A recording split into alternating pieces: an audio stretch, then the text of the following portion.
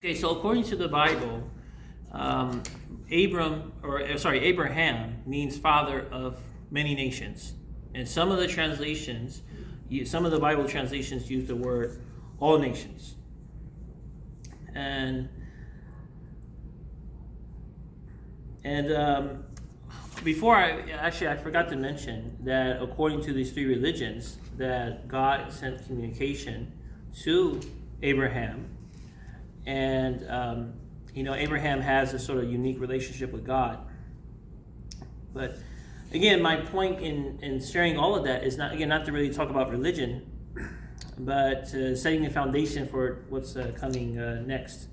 So again, Ishmael is the progenitor of the Arabs, and Isaac is the progenitor of the Jews. So at least this is the self-perception both groups have. Okay, this is the perception. This is the idea that both of those groups have. And so, what does that make Isaac and Ishmael? It makes them brothers. And what does it make their children? It makes them cousins. Right? It's simple. It makes them cousins. And I'm skipping some theology. But that's something that really cannot be disputed. That from a logical perspective, Isaac and Ishmael are brothers, and that their descendants would be cousins. And so if the discussion is about scenarios for peace, then the first step towards that is to recognize that they're actually relatives. They're related. It's not a distant human in some other place, but some other family line, some other tradition, some other this, some other that. That Isaac and Ishmael, therefore Arabs and Jews, that they are actually related people.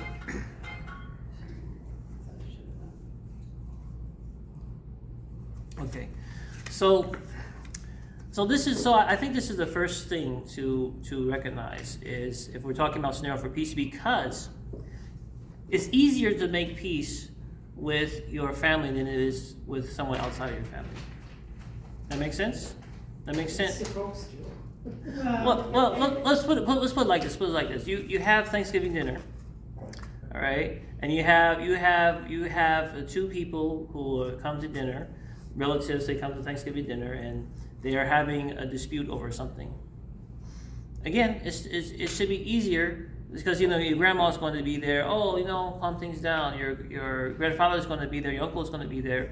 You have a social network that says, okay, let's try to resolve the situation. So part of that social network is because you're part of the same community. The way to resolve it is part of the same community. And so the first way to recognize this, or to the real doorway for a real peace, authentic peace, would be recognizing that they are actually related people. And in the last time that I was here, and I think the other time before that I came to the class, that I was fortunate enough to teach the class, I shared my thought that the South African model would be a model for really making peace. And South Africa, there is some religious dimension to that, but it's not on the same level as obviously in the Middle East context. Now in South Africa, they had a system called apartheid. Okay, everybody here remember that word apartheid. They had a system called apartheid, and it basically racialized. It was a racialized ideology, social ideology, that was imposed on the people, on the non-whites there, and they imposed a strict segregation between the races, and did not allow for the advancement of the natives. And I actually I wanted to read here from Nelson Mandela's book. It's called Long Walk to Freedom. Okay, Long Walk to Freedom. And I want to read, I want to share something that he said about, because he's describing what that system was. I think my marker fell out. Okay, here it is. It's here. I happen to write the page down as well as the marker. Okay. So this was his description. This is a very long quote, but so I'm only going to read parts of it. And so this is how he described apartheid. Apartheid was a new term, but an old idea. It literally means apartness. And it represented the codification in one oppressive system of all the laws and regulations that had kept Africans in an inferior position to whites for centuries. What had been more or less de facto was to become relentlessly de jure. The often haphazard segregation of the past 300 years was to be consolidated into a monolithic system that was diabolic in its nature, inescapable in its reach, and overwhelming in its power. The premise of apartheid was that whites were superior to Africans, coloreds, and Indians. And the function of it was to entrench white supremacy forever. As the nationalists put it, the white man was always remain the boss. Their platform rested on the term bossship. I'm skipping the German terms. Their platform rested on the term, literally, bossship, a freighted word that stood for white supremacy in all its harshness. The policy was supported by the Dutch Reformed Church, which furnished apartheid with its religious underpinnings by suggesting that Afrikaners is the term for whites, the Afrikaners were God's chosen people, and that blacks were a subservient species. In the Afrikaners' worldview, apartheid and the church went hand in hand. So, yeah. If I may? Yeah, please. The unique thing at that time in South African history is that this is the first time that apartness, they'd already used apartness, the whites, both British and Dutch, had colonized with the idea of like the Lesotho villages, etc., Soweto. So they'd already created pockets to move the blacks. The dilemma was to create the colony and colonize South Africa.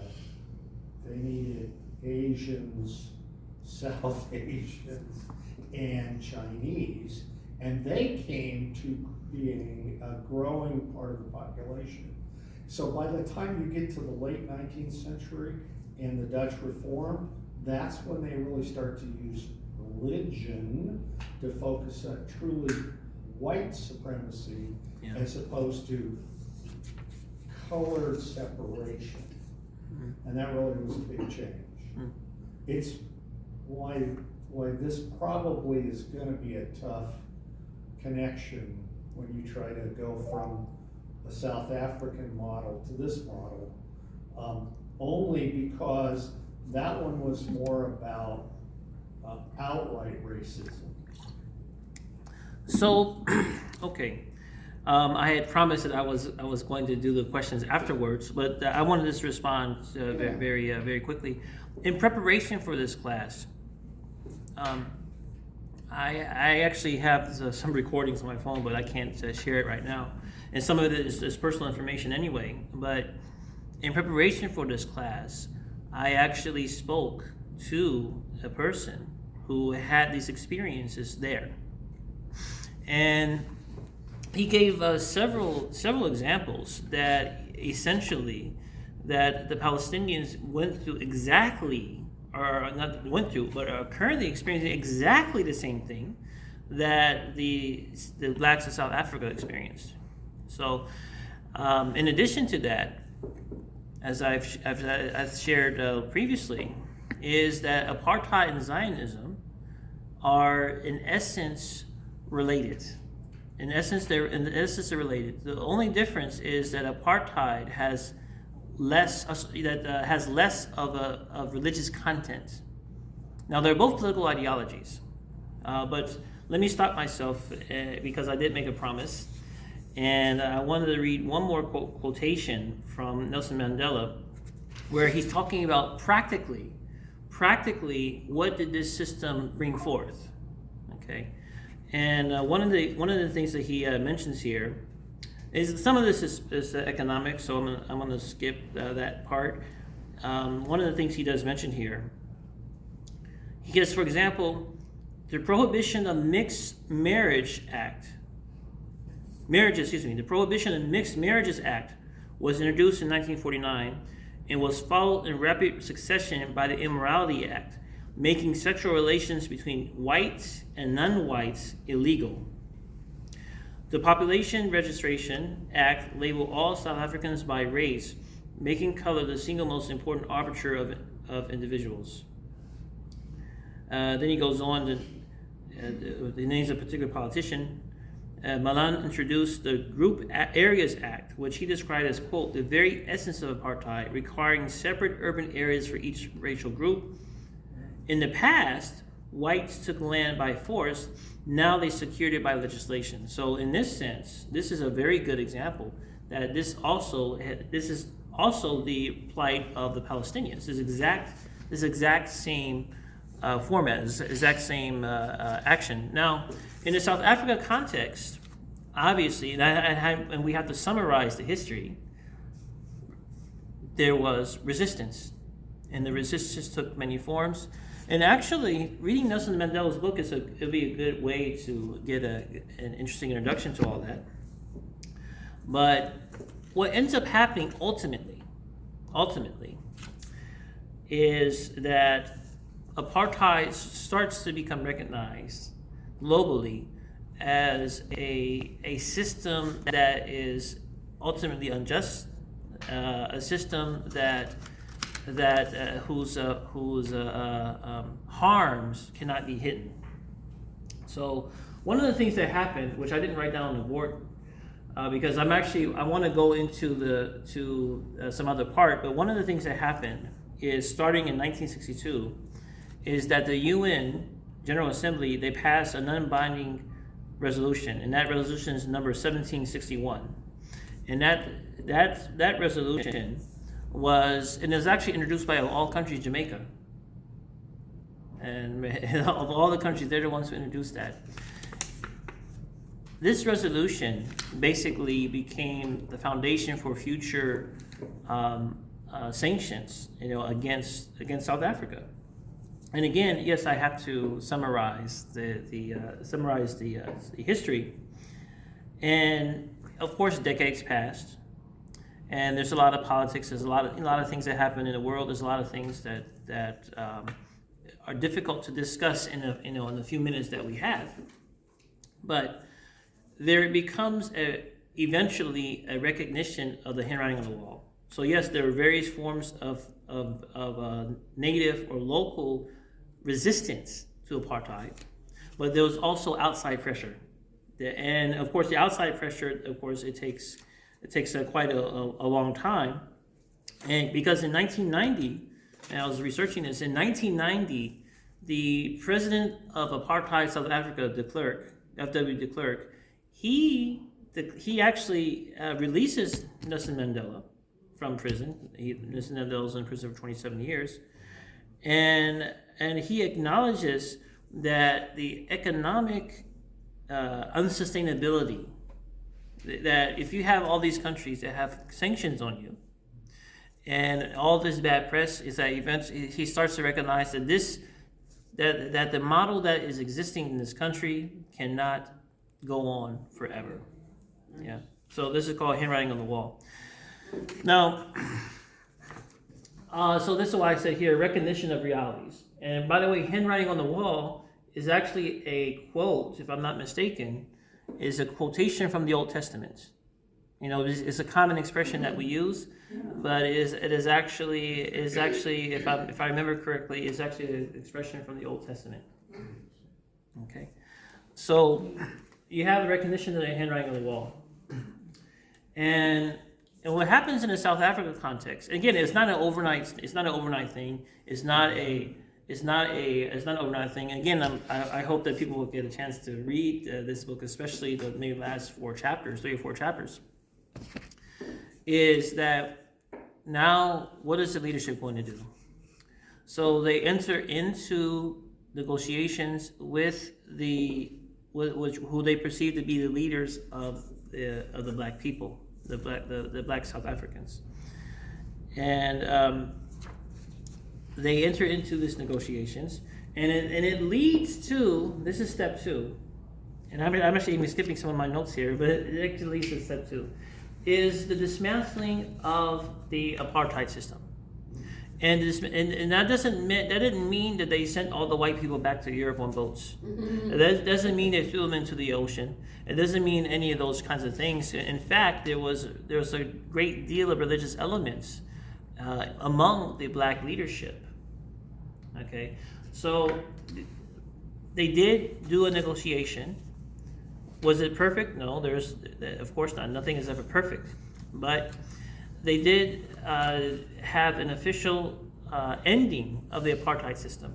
The system in which restricted the blacks to be subservient and had the whites as being on top. And one of the things that happened, is something called the Truth and Reconciliation Commission. Okay, that's one of the things that happened. TRC, Truth and Reconciliation Commission. And so there have been a number of commissions of those types in conflicts that have happened in the last 50, 60 years. There have been other examples of that. But this, and I think it usually comes under the term truth and justice. Truth and justice. So in Cambodia, when the Khmer Rouge was there, in the Khmer Rouge, they ruled a long time. They killed quite a lot of people in the name of their particular ideology. But and they were actually driven from power by the Vietnamese. Vietnam invaded to get rid of the Khmer Rouge. But in any case, I think their version or their model was prosecuting the Khmer Rouge leaders. And so even now, they're in the jungles looking for the leaders of Khmer Rouge who are maybe 90 or 100 years old. But in the South African model, this is not quite the approach they took. Their approach wasn't truth and justice, but truth and reconciliation. It wasn't truth and justice, it was truth and reconciliation. Okay, and essentially what that meant was an investigation and acknowledgement of the crimes of the previous regime, with the idea of healing of bringing forth healing. So they call it the Truth and Reconciliation Commission. And let's see, let me go back here. I think I want to skip that. Okay, so as I see it, the South African model, I'm putting aside religious rhetoric. I'm putting aside jihadis or evangelicals. I'm putting aside all those things. That if there's really an interest in peace, then I think in the modern world that this would have to be the approach. Again on the South Africa model. Now, I think you started to agree that going back to apartheid, because I said, and I know this has been controversial, but apartheid and Zionism, they're related ideologies. And apartheid also had religious support from something called the Dutch Reformed Church. And as I just read some of the quotations, they had an ideology that, bless you, they had an ideology, they preached an ideology, they sincerely believed in an ideology, which is, you can argue, a byproduct of colonialism or a foundation for colonialism. You can make that argument. They had an idea that non-whites are basically low people, low creatures, and then they of course are the elites. So Zionism is a similar ideology, and just as apartheid became a system that nobody wants anymore. As of a few years ago, there were all white compounds in South Africa. I don't know if that still exists, but it was a few years ago. I do remember that. But as a political force to rule masses of people, apartheid is now seen as disgraced, as an unwanted relic of the past. Okay, so just as apartheid had to be removed in order to bring forth peace, then frankly Zionism has to have the same thing. So let me stop for a moment. If there are any comments or questions, I think did you have a question? No, you seem to have touched on it. Okay. Not sure my agreement with it, but I Sure. don't have to agree with you. I just have to hear what you have to say about it. Well, I mean, you're welcome to share your thoughts. It doesn't have to be a monolithic conversation. I'm waiting for your reactions, for your thoughts. It's on you. We're here. We're all ears. All eyes are on you. Well, it's just that I see it as being different. I don't think anybody in Israel is going to say that they are of a higher power than anybody else. So if you're talking about Zionism, you're talking about people setting up a place where other people that have been exiled from all over the world can have a place to come to. You call that supremacy? I don't think they have that feeling or that sensation. Last week, I shared the quotation from the Israeli defense minister that he said that they're fighting animals. They're fighting animals. And actually, I would say that the opposite is the case. What I mean by that is what you're sharing, I think would not be something that would be shared by any of the Zionist leaders. The Zionist leaders have, in fact, saw themselves as a sort of elite people. They have. I mean, this is, it had been the case, and exactly been the case. And last week, like I said, I gave this example from Israeli Prime Minister Netanyahu and from the Israeli Defense Minister. Are you using the word chosen people? I'm not hearing you right. Did I say chosen people? No. No. Okay, I good. didn't hear that. Okay. So Because that's not what. That's not white supremacy or. Well, white supremacy. I mean, white supremacy also makes that argument. That white supremacy makes that argument. I mean, that earlier we were discussing something called Israelism. Because there's a particular film that you're mentioning, and the idea of being a people that have been selected by God. Okay. And now, whether you use the word chosen people or use some other expression, I mean, ultimately it comes down to the same realities. So white supremacists, at least the religious ones, the ones who use the Bible, that's exactly what they say. That's precisely what they say. They sometimes they see themselves as the only human beings, that the rest of mankind are subhuman. Sometimes they see themselves in that way. Yes, sir. My comment earlier, now let me try to circle back to it. Please. Unlike Ishmael and Isaac, the blacks in South Africa were not related to the Dutch Reform. Correct. They're not family members. This was truly colonization, outright colonization.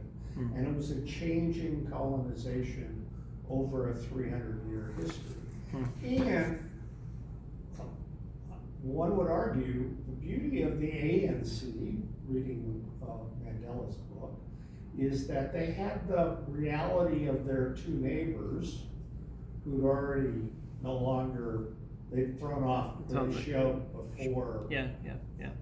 South Africa was able to get rid of the South Africans and become South Africa today. The Rhodesians, named for old Cecil Rhodes, Yes. the Zimbabwe group decided, to heck with that reconciliation, we want retribution. Yeah. And they immediately went in and seized everything, Yeah. killed people at the top, put Yeah. their folks in, etc. And I'm not making a value judgment, that was the choice that they made. I'm not certain, I'm not certain I would have been as benevolent as the ANC in South Africa if it had been done to me for 300 years. Yeah.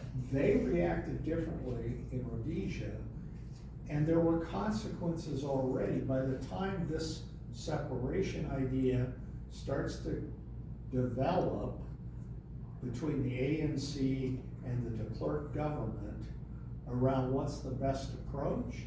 And so yes, South Africa could see steps 2 and 3 because unlike Rhodesia, who never got beyond 1. You oppressed us, you die. Handwritten on the wall. Yeah. And boom. Yeah. And so Zimbabwe's always struggled because of that, because investment didn't flow back in and things like, whereas amazingly with the Truth and Reconciliation, people got to stay, things got rebuilt, things got invested in, the sanctions went away, South Africa started to grow again, which their neighbors didn't based on the choices of how they dealt with colonialism. So I'm okay with the construct that you have built because that's not really about colonialism. But in all honesty, if we introduce the idea of Zionism, Zionism is colonialism in that part of the world. Sure. Zionism, Ashkenazi Jews from Eastern Europe and Europe could have ended up with Brazil or wherever. Yeah. It thanks to what we were taught history-wise, World War I and after, it ends up being in Palestine. And so we have this conflict that has gone on over time. And could it come to those 3 steps? So I don't know. I agree. Give me a moment. So I agree in principle with pretty much everything that you have shared. But my argument though is because and I try to make an emphasis that we know that this patriarch, this prophet, is called Abram and he becomes Abraham, the father of many nations or all nations, is because that unlike in the South African context, there is at least in the theological claims, the religious claims, there is a claim that that the Arabs and the Jews are related, that they're cousins. There is that claim. I mean, even from a linguistic perspective, they are Semitic. They're both Semitic peoples. They're considered Semitic peoples. So because of the fact that they're related, that at least in an ideal sense, in a theoretical sense, there is more potential for reconciliation than there was between the blacks of South Africa. And so so actually when thinking about this subject, I mean the very issues that you mentioned, they come to my mind. But again, looking at the South African model, these people are very different. The color is different. The religion might be the same because of colonialism came and people became Christian, and there are other traditional religions there. But the cultures are different. The race is definitely a different race. But because of the leadership of the ANC, they decided on this, and a lot of it was influenced by religion. So you have Desmond Tutu, right? Desmond Tutu. And Mandela himself was actually a very religious person. Yeah. He was actually a very religious person. So because of religion, because their faith in God, they believe that God does not want massive, retaliations and these kinds of things. So they decided on the truth and reconciliation approach, as opposed to what you mentioned in the other examples. So yes, ma'am. No, I just get stirred up always being in the problem, so I was excited or feeling better about, okay, how about a solution? I'm stirred up all the time over it's just so disturbing. So let's just think for a minute. Let's assume that they do agree. But you are let's take 3 groups of people living in Israel today. First, you're a non-practicing Jew. You serve in the army, you vote, you're probably in the streets marching against Netanyahu and the Likud and, et cetera. You might really like what would come if there was a true truth and reconciliation.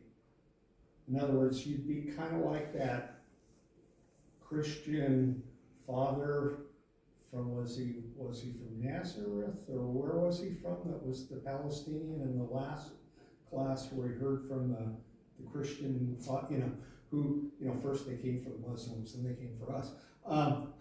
So the dilemma is, you might want that. You're a Hasidic, expansionist, kibbutz, village maker. You're not going to want truth and reconciliation. But you would probably fare better under it, because if you don't get that one, what may end up is being that first one, like Zimbabwe, and guess who goes first? Well, those people are going to be young. So, and not nicely. Yeah, so I understand your point, and it's a valid point. So this is why this is why, quite frankly, that it's not about what each and every single individual wants in any community. It has to be the leadership that makes the tough choices. The leadership that makes the tough choices that say, look, we can't sustain this operation anymore. We can't sustain this lifestyle anymore. We can't sustain this ideology, this system anymore, because we're going to be the ones destroyed, or our children are going to be the ones who are destroyed. So let's try to solve it now. And in this context, again, I don't want to seem like I'm Mandela's PR guy, but it's one that worked. It's one that worked because this is his memoirs, and what he gives here, especially in the last couple of chapters here, what he gives here is his memory of what happened, his direct conversations with the South African leadership, and his perceptions on the mentality that the clerk had, the mentality that certain individuals had. So yes, you're right that those people. There are people, of course, within Israel who would say they're okay with this approach, and there are those who would say that no, God gave us a land. Especially evangelicals, they say, look, God gave us this land; it belongs to us, and we need it for Jesus to come back. So, yes, you're going to have those elements, no doubt, but the leadership is the leadership that has to make the tough choices. And so the leadership has to be moral. That's a tough one. The leadership has to be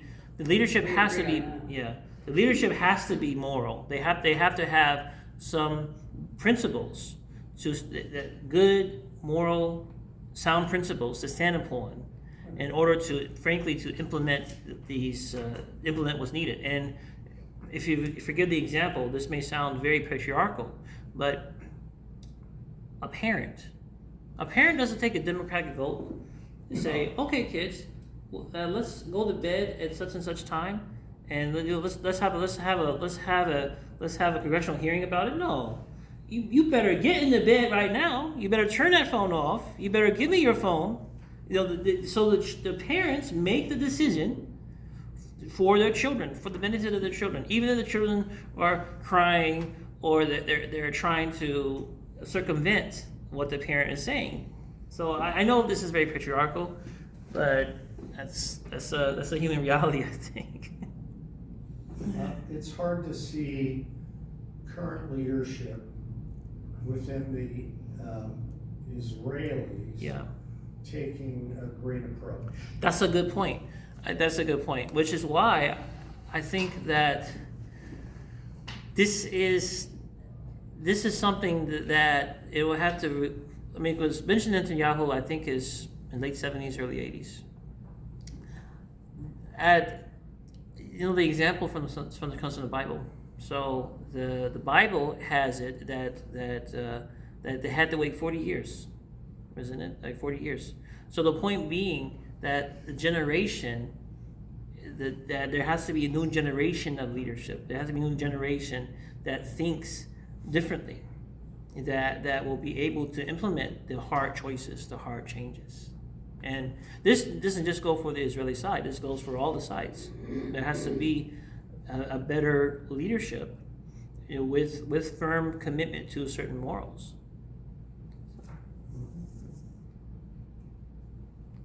Any other thoughts?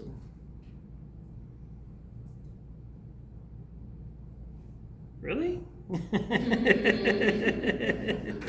So in the short run, Yeah.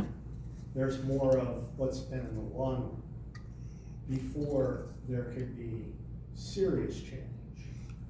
There have been moments in the past where it looked like there could have been change, and things did not last. Yeah. So you're right, it'll take a lasting change, one way or the other, to develop a scenario for lasting. Yeah. Now, in the South Africa model, it was not divided into different lands. Now, in the previous, maybe 90, I think it's 98. You have Oslo, right? And you have the negotiations between Arafat and who was it at the time? Is it Perez? Shamir. Is it Shamir? Well, Perez dies and then you get. I'm getting the characters. That was the openings that I was thinking about, was in the mid-90s. Yes, but the point here is you had in that scenario that okay, it's going to be called the two-state solution. Now, the two-state solution, if you looked at it, it was very haphazard, and they did it intentionally in order to prevent a coherent Palestinian state. And this is also a big problem for many reasons. So just as South Africa model was not to divide the country between the blacks and the whites. The South Africa model was one country. So, and quite frankly, I think that in this scenario, that just has to be the reality, as not two-state solution, but rather one-state solution in which the issues. It doesn't matter if you call it Palestine or Israel or Jupiter or Venus or Mars. I don't think that matters, but the system of oppression, the system of racism, the system of all of that the system itself has to be removed in the same way that it was removed in the South African context.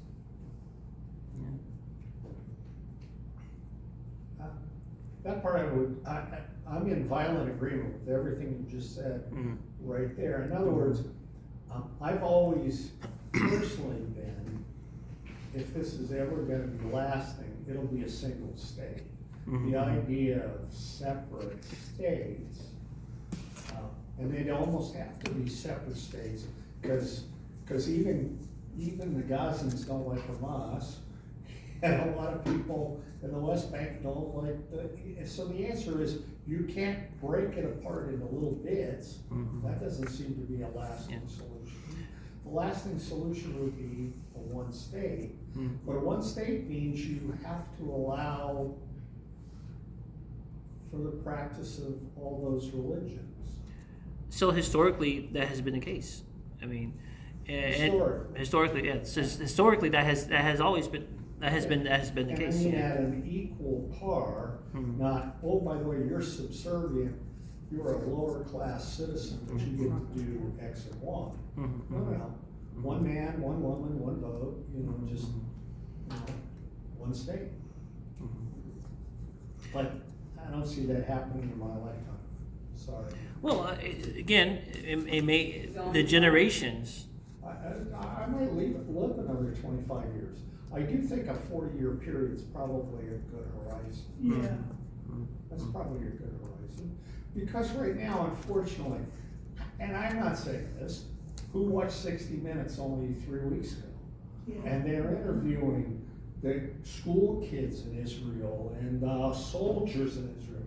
They've been trained to think of them as less human. You've got to, so even if they want a one-state solution, they're gonna want a one-state solution with a two-tier system, and that's not a one-state solution, in my humble opinion. That's apartheid all over again. So, if you're gonna have a one-state solution where we're all equal, it's gonna take at least 40 years. I don't know, I think we're at such a crisis that of immoral leadership rather than moral leadership. And it might have to be a radical changing of the powers. I don't know. I feel it's such a crisis that I don't feel like it should be delayed another 40 years. I really feel that we're in a critical mode. I think all people who have some sense of goodness and decency feel the same way. Our discussion, admittedly, you can argue it's theoretical, but I think it's looking at in a big picture sense.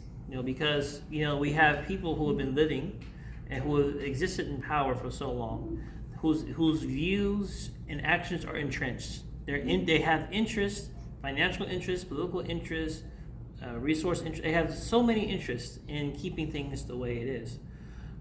But right now, and I did skip some of the things I had here, but right now, what is the difference between the South Africa model or South Africa apartheid, South Africa, and Zionist Israel? What's the difference? One of the differences is that we have something called TikTok, we have something called Facebook, we have something called YouTube. You have social media and where people are able, not journalists, not traditional journalists, traditional news agencies, you have people who are able to upload their experiences directly on social media. Which is one of the reasons why there was this talk about taking over TikTok and blah, blah, blah. One of the reasons for that is they wanted to stop the Palestinian narrative from being shared in the global scene, but they can't stop it because there's so many avenues. You block one channel or you manage to get one channel banned, there are thousands and millions of other channels. The global south is no longer silent. And in addition to that is you have in the world right now, quite frankly, and this is coming in the generations, in the next generation, is the United States of America as a global superpower. That it seems like the power is going away, and so in context of the Middle East, then that means that ultimately that we cannot continue to give support to the state of Israel because we're busy trying to pay our own bills. We're busy trying to do for our own survival, so we can't pay for someone else's survival. So, or any angle you look at it, it's the handwriting on the wall is that this situation needs to be resolved in a way that is actually just, that brings forth the maximum amount of justice, that brings the maximum amount of fairness, the maximum amount of reconciliation. So any angle you look at it. It would be interesting, just left brain thinking. Sure. So we put a Confucian, a Buddhist, and an agnostic who has no connection physically to that part of the world. Yeah. And you introduce the history and the logic that's transpired over time, and you say, what models would you think of that could work for a scenario of lasting peace?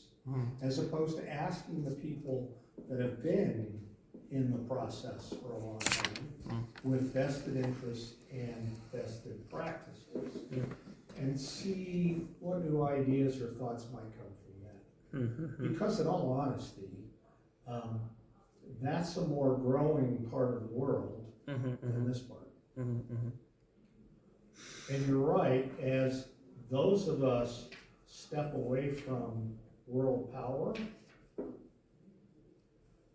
who's the parent? Who's going to play a parent role if someone needs to play a parent role?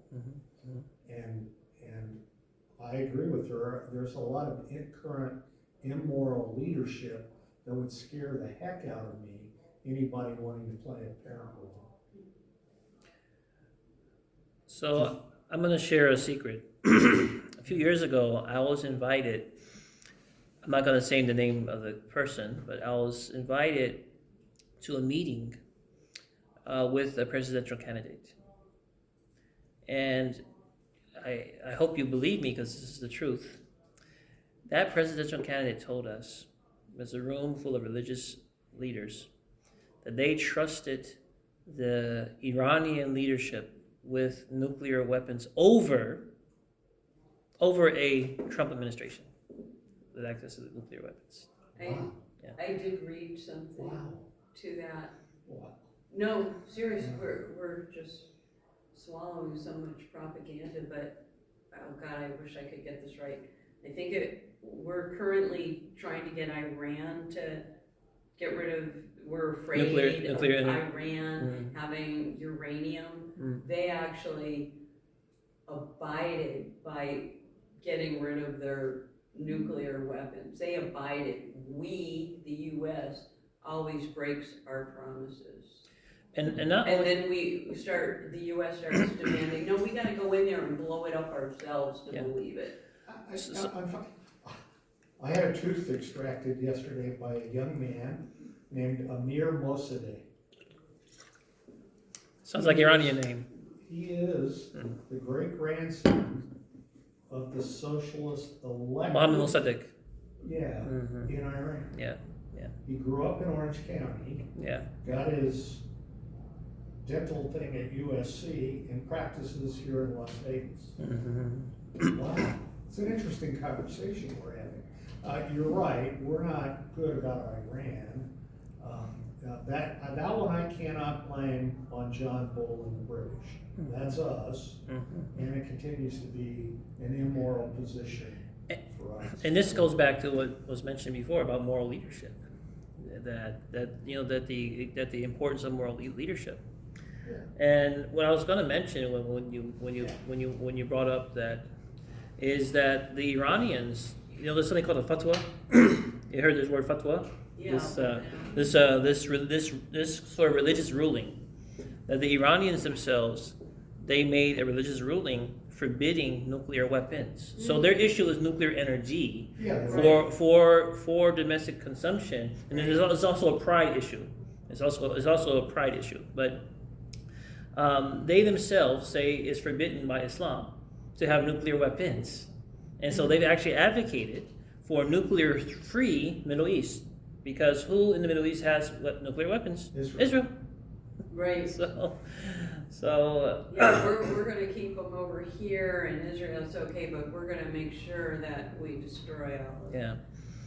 Yeah. And what was it, Iraq? Of course, we have a Secretary of Education that says A1 steak sauce as opposed to artificial intelligence. And we just had a Vice President stand up and say, we can't let Iran become the first Muslim country with a nuclear weapon.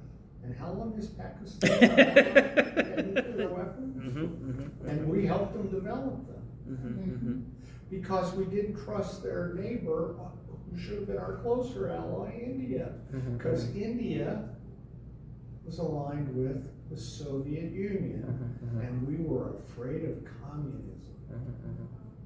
You know, well, anyway, it doesn't serve the fear propaganda of we have to build bigger, we have to kill them, because they're definitely gonna try to kill us if we don't kill them all first. You know, I don't know, it Won't be much sounds left if very, we can move. I've had a nice life, but others won't if we kill them all. I Yeah. don't know if Gandhi was, I mean, again, it was a race issue throughout India, and Right. preach peace, and who was it? Martin Luther King, did he study with? Gandhi. Martin Luther King he was a fan of Gandhi. That's Yeah, right. Mahatma Gandhi. Yeah. Right. I don't know if they studied. I don't think it's like an official, like they met each other kind of a thing. But he was inspired by Gandhi. Oh, sure. Yeah, he kept Gandhi's bubble in. Yeah. The whole non-violence Yeah, thing yeah. was from Gandhi. And how long it took, to make any progress, and we still have a long way to go. I mean, life is never going to be perfect. There's always going to be. I mean, whether we're talking about personal lives or in terms of the human race, there's always going to be some levels of problems. There's always going to be lack of perfection. I mean, in Arabic, there's a saying, "Al kamalu lillahi wahda," right? That God is the only one that's perfect, right? So there's always going to be areas of imperfection. Do you feel that we're getting closer because it's such a fevered pitch, or is this just me feeling like personal? It feels like I feel like internal. I feel like What do you think we're getting closer to? Yeah. having to choose whether we're going to have annihilation or peace. I think we're actually coming to a total dismantling of everything that we were rapidly dismantling. Do you mean on a global level or just a national level?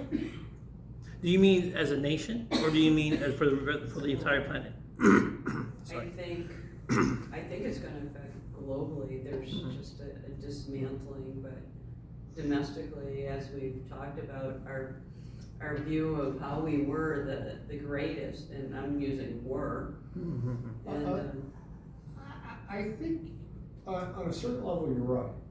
What you're right about is there's because the rapidity of change is so rapid now, people aren't willing to wait centuries or decades.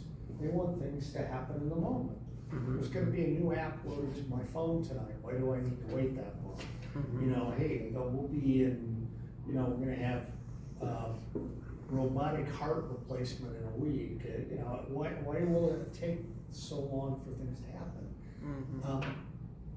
When you really think about it, American role that we're playing has only been really since the 50s. You mean in terms of global? Yeah, we weren't a global power. Britain was the global power. They got bombarded the heck out of in World War II, and we stepped in. Or otherwise, guess what? Well, yeah, if you created G7, we'd be there only because 335 million people buying so many Japanese and Chinese products creates a great gross domestic product. But we weren't really until after World War II. We weren't a worldwide power. And we were late to World War II. deliberate. So I agree with you. I think there's this feeling that, like, the experiment of democracy, I don't mean the Greeks, gosh, democracy is an old concept. We're not a democracy. But democracy as we know it is a relatively new concept. It's of the age of enlightenment and industrialism, etc. And now there's a lot of anti-age and industrialism, global climate issues, the health of the oceans, etc. So people's tolerance for let's try things and do it in an adjustable kind of way, it's going away. There's an app for it. Can't we just get it tomorrow? And I think there's a lot of that frustration that she's talking about. Are we gonna go and annihilate things, which is never a good idea, by the way? Or are we gonna find a solution or a set of solutions? Yeah. And there's not a lot of patience is the problem. No, it's a now. Because this has ruined patience. I mean, it can even be argued before the emergence of cell phones, the emergence of this technology. I mean, even the idea of a fast food. You know, you go to McDonald's, you go to window 1, you pay for the food. You go to window 2, you pick up the food. That's all in our lifetime. That's all in our lifetime. Yeah. And actually, going back to what you said, even,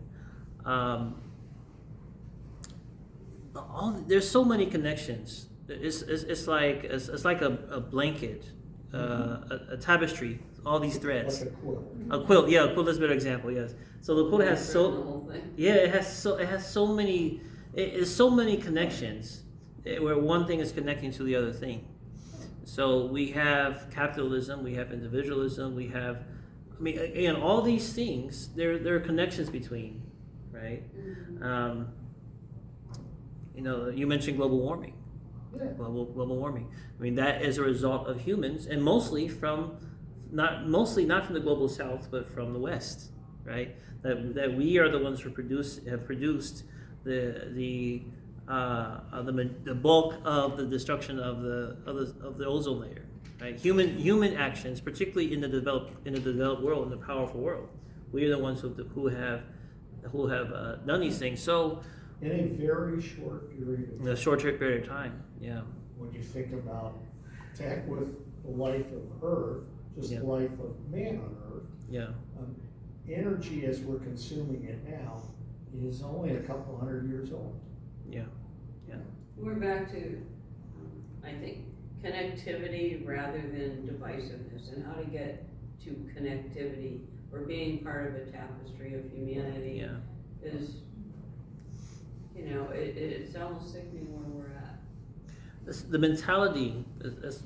mentality has to become different. I mean, on a global scale, the mentality has to be different. Which is why I use the example of the beginning of the conversation. We're talking about at least this conflict and how to lead to peace. Is if you start to look, if the Arabs and Jews look at themselves as cousins, then what about the rest of humanity?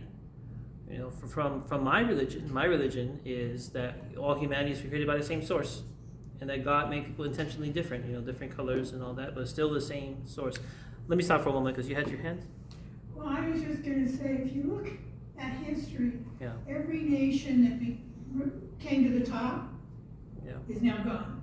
Yeah. The Greeks, the Rome, the Ottoman Empire. Mm-hmm. Okay, look at that.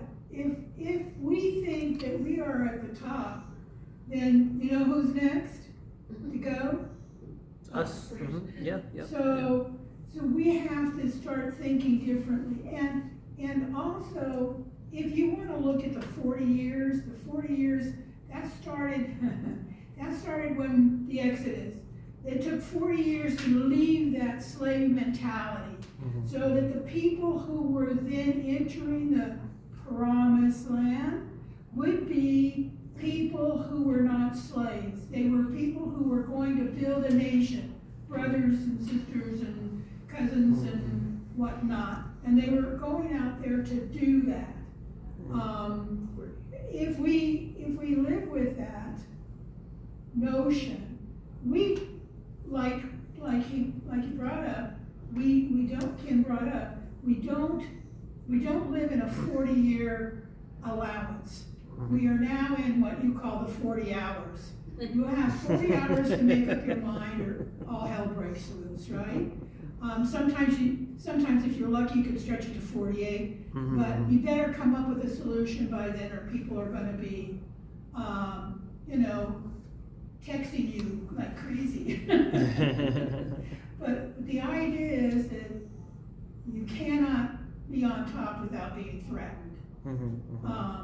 It's just the way things go. Ask Germany, they didn't last USSR. Yeah, so back to the parent concept.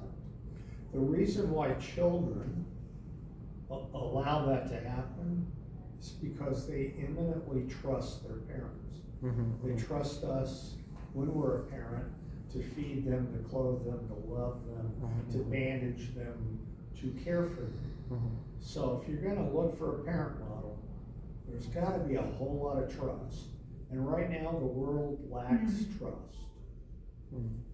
So how do you build trust? By being trustworthy for starters, by keeping your word, by your actions, like hopefully they're in alignment with what you know, the rhetoric. You mean she should have brought that guy back,